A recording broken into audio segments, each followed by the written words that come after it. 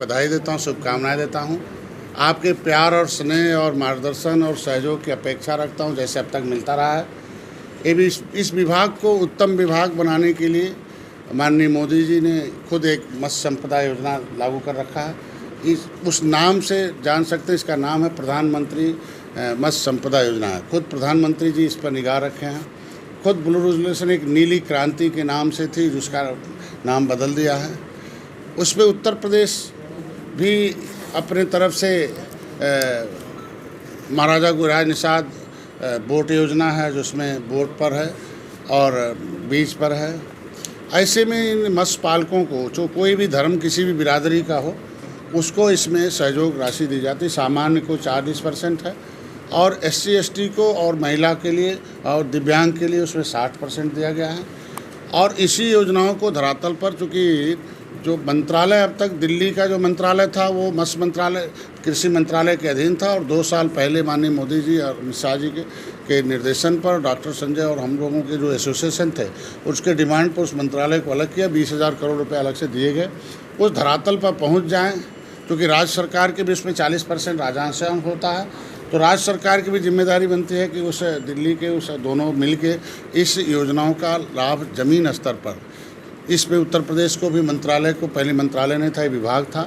इस विभाग को कंट्रोल करने के लिए कैबिनेट का दर्जा दिया गया, कैबिनेट मंत्रालय बनाया गया। और सबसे पहले मैं सौभाग्यशाली हूँ, अपने को गौरवान्वित हूँ कि जिस समुदाय का मैं संघर्ष कर रहा था कि जीवन में सुधार हो जाए उनके जीवन यापन में, और वो भी उन विकास की मुख्यधारा से जुड़ जाएं, तो इस मंत्रालय का कार्यभार हमें मिला है। हम उम्मीद रखते हैं कि जो हमें जिम्मेदारी दी गई उसे पूरा करूँगा।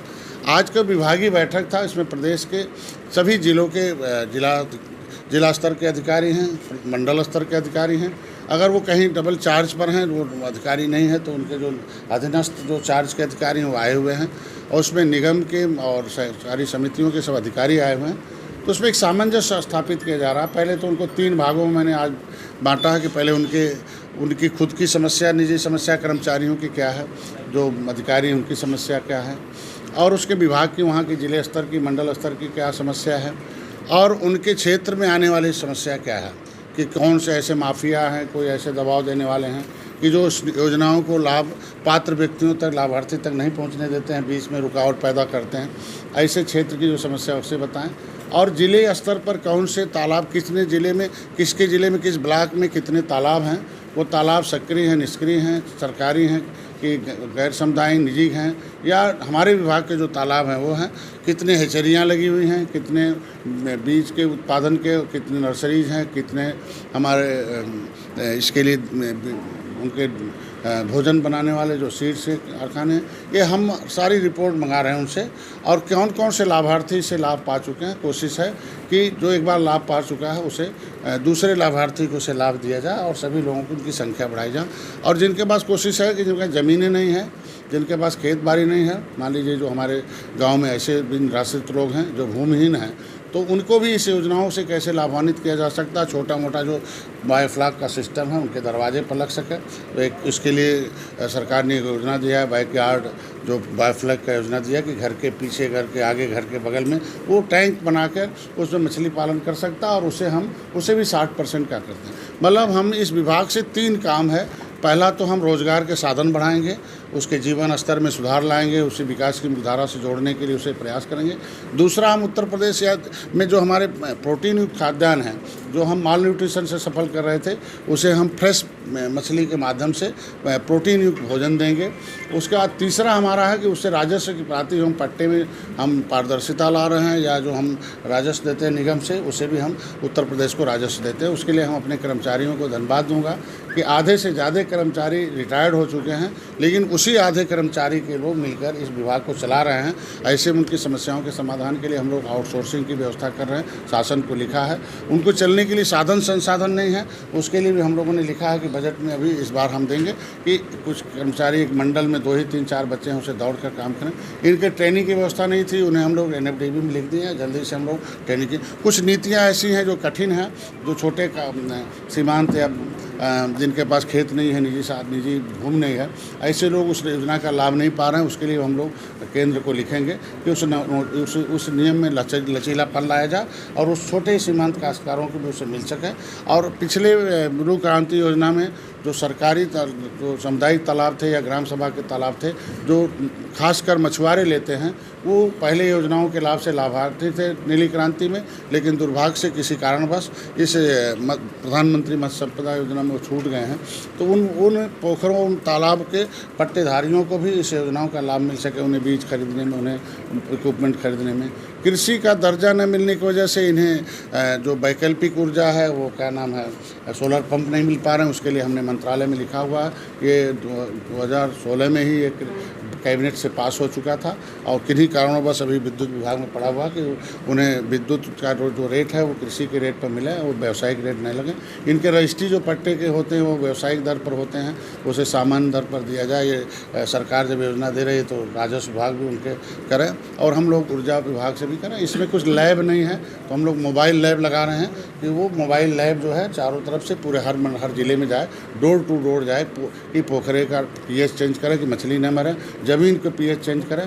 और हम लोग एक ट्रेनिंग सेंटर प्रोग्राम बना रहे हैं कि हम लोग जो परंपरागत पेशेवर हैं, जो हम बाप दादे से मछली मारते आ रहे हैं, पालते आ रहे हैं, तो उस पर नई विश्व स्तरीय जो टेक्नोलॉजी है उसे हम लोग सहयोग करके लगवाएं और उसे मत्स्य उत्पादन में हम लोगों ने लक्ष्य निर्धारित किया है कि उत्तर प्रदेश को 100 महीने के अंदर हम लोग रेंचिंग करेंगे, 750 हेक्टेयर पोखरों का हम लोग निर्माण करेंगे और हम लोग अभी परीक्षण करेंगे पोखरों का कि उसमें पीएच जो है मछली का उत्पादन अच्छा हो सके।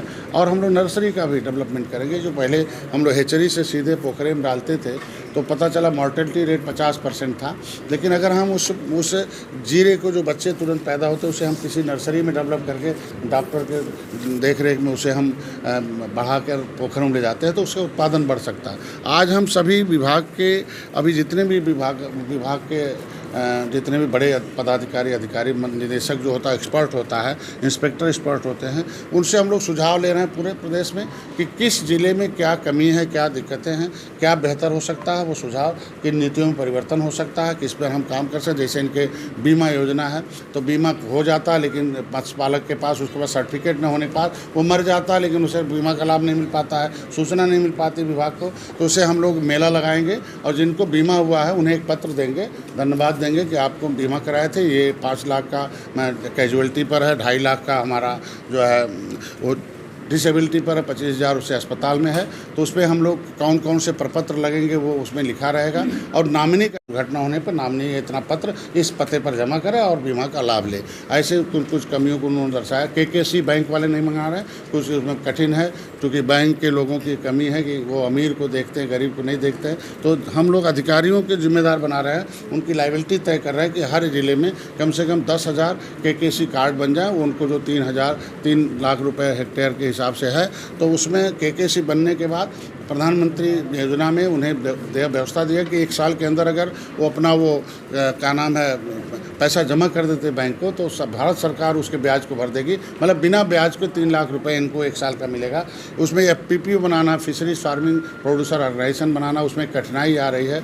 उसे सरलीकरण की बात चल रही है कि आसानी से गाँव में जो समिति होती है वो एक व्यक्ति उसका स्वामित्व हो जाता है और गाँव भर के लोग उसमें आपस में लड़ते हैं। तो उसके लिए गाँव भर के लोग मिलकर 100 लोग 150 लोग मिलकर एक कंपनी बनाएं और उस कंपनी को पोखरा दे दिया जाए तो गांव भर के लोग लाभान्वित होंगे। ऐसे योजनाओं का लाभ कोशिश करके हम लोग FPPO को दिया जाए जिसमें बहुआयामी लाभ मिले, उसमें कई लोगों को रोजगार मिले, कई लोगों को जीवन स्तर में सुधार होता है, कई लोग इस भारत सरकार उत्तर प्रदेश के माननीय मुख्यमंत्री, माननीय प्रधानमंत्री के मंशा के अनुरूप उन्हें जीवन स्तर में सुधार हो सके। इसके लिए हम लोग आज पूरा का पूरा 3 सेशन है कि पहले हम लोगों से उनकी समस्याओं के लिए लिखित रूप से रिपोर्ट मांगा है, सुझाव मांग रहे हैं, अभी लगभग आधे लोग दे चुके हैं, आधे बाकी है। फिर हम लोग यहाँ से दिशा निर्देश देंगे कि क्या उन्हें करना है और उन्हें टारगेट देंगे बीमा का, उन्हें टारगेट देंगे KKC का, उन्हें टारगेट देंगे हम लोग FPPO बनाने का। उन्हें हम लोगों ने एक पोर्टल बनाया है, उसे पोर्टल खोलना है और उसमें बताएंगे कि भाई हम हर ज़िले से कम हर ब्लॉक से